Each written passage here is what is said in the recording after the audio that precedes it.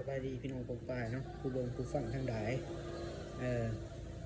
มาพบมาพอกับข่าวกระเจ้ารถดีราคาถือไหมเนาะ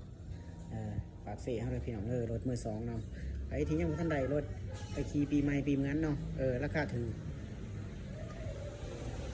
ลองเบิ่งคลิปนี้เนาะพี่น้องเนาะว่ากันมารุ่นนี้แม่น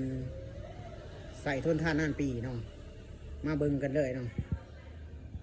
มาเบิ่งเจ้าเว็บลอยเนาะรุ่นที่ว่าทนท่านานปีเป็นรุ่นที่ว่าจักขาวเลยพี่น้องจักสีขาวรุ่นนี้เขาว่าใส่กันดีเนาะของบริษัทนิวจิปเซงเลยพี่น้องเป็นรถมือสองเลยพี่น้องสภาพภายนอกภายในนี่8-90%พอนี้ทั้งนอกนี่ก็ไม่เติบอยู่ล็อกเนาะป้ายสวรรค์เขตจอ2770ป้ายมานปีใหม่แล้วพี่น้อง70 ตันเนาะไพ่ว่าท่านมีรถมีร้านก็ลองมาจับจอง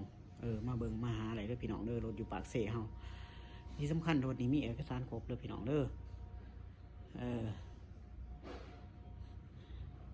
บิ่งรอบๆคันกันเนาะสภาพจักยังดีสียังเหลือมยังใสยังเงายังงามเนาะพี่น้องเนาะรถคันนี้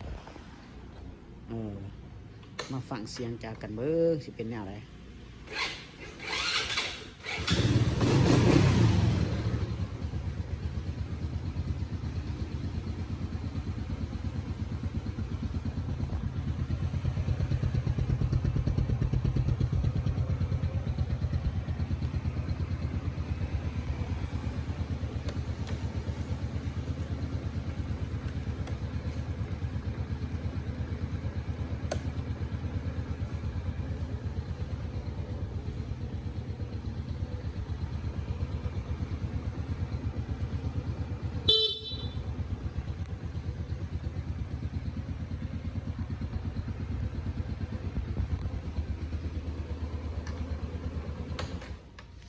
ถือว่าสภาพจากดีสีผ่านเด้อพี่น้อง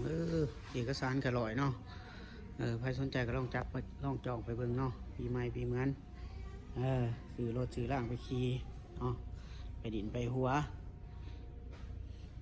เอกสารครบรถนี้อยู่ปากเซ่แล้วพี่น้องอยู่แถวคลินิกเซโรนนาตึกสากลห้องหมอแข็งจะมาซักเขา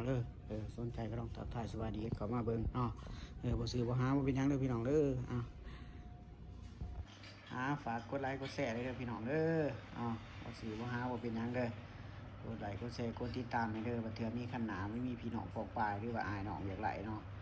ก็ลองติดต่อมาสายตรงหาเฮาเลยเนาะแล้วเฮาสิพยายามเบิ่งให้กับรถดีราคาถือคือเก่าเนาะครับพระเจ้าท่านสมัยพี่น้องขอขอบใจเนาะ